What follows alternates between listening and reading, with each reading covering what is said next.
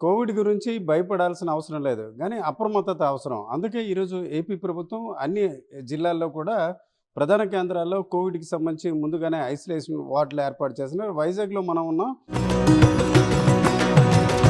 పాతికేళ్ల ప్రస్థానం, ప్రవాసంలో మన సంస్కృతి సామ్రాజ్యం, మన సిలికానాంధ్ర ఇప్పుడు అమెరికా గడ్డ దద్దరిల్లేలా, తెలుగు రక్తం ఉరకలెత్తేలా చరిత్ర పుటల్లో నిలిచిపోయే రజతోత్సవ మహా సంగ్రామ సంబరం, విశ్వవ్యాప్త తెలుగు దిగ్గజాల అక్షర కవాతు, అద్భుత కళా వైభవం.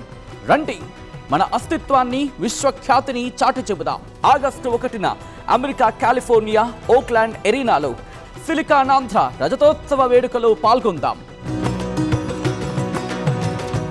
ఇక్కడ Visakha institute of medical sciences ఇక్కడ చూసుకుంటే దాదాపు 20 బెడ్లను దాదాపు ఒక 20 రోజుల క్రితమే సిద్ధం చేశారు. అయితే నిజానికి కోవిడ్ లక్షణాలు వీటిని ఏర్పాటు చేసినప్పుడు ఎవరికీ లేదు. అయితే అన్ఎక్స్పెక్టెడ్‌గా ఇప్పుడు ఈరోజు చూసుకుంటే విశాఖలోని వన్ టౌన్ ఏరియాకి చెందిన ఒక వ్యక్తిలో మాత్రం కోవిడ్ లక్షణాలు గుర్తించారు. అతనికి హోమ్ ఐసోలేషన్‌లో ఉంచారు.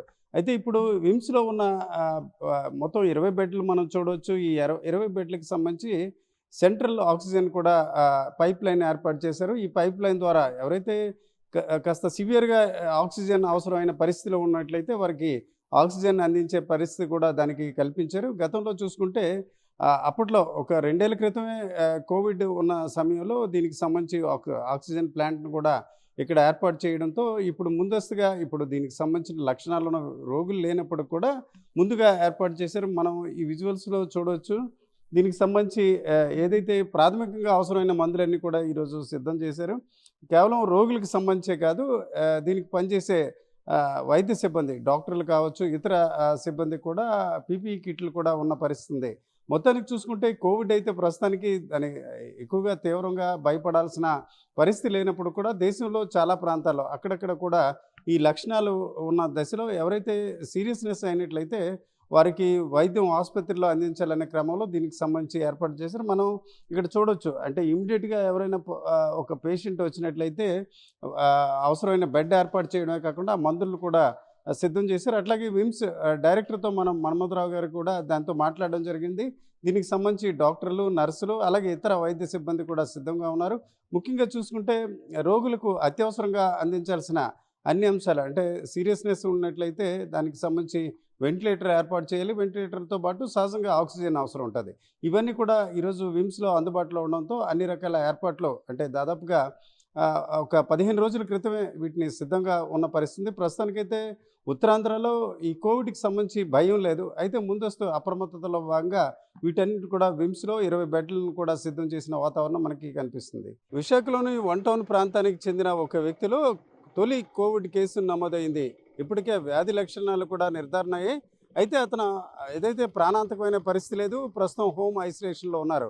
అయితే అంతకుముందే ఈరోజు ఏపీ ప్రభుత్వం అప్రమత్తమైంది. ప్రధానంగా చూసుకుంటే విశాఖలోని విశాఖ ఇన్స్టిట్యూట్ ఆఫ్ మెడికల్ సైన్సెస్‌లో 20 పడకలను ఇప్పటికే సిద్ధం చేశారు.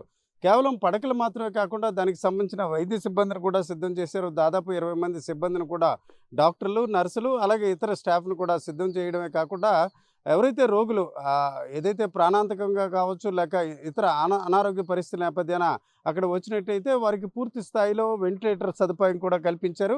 ఇప్పటికే గత ప్రభుత్వ హయాంలో ఇక్కడ ఒక ఆక్సిజన్ ట్యాంకర్‌ని ఏర్పాటు చేశారు.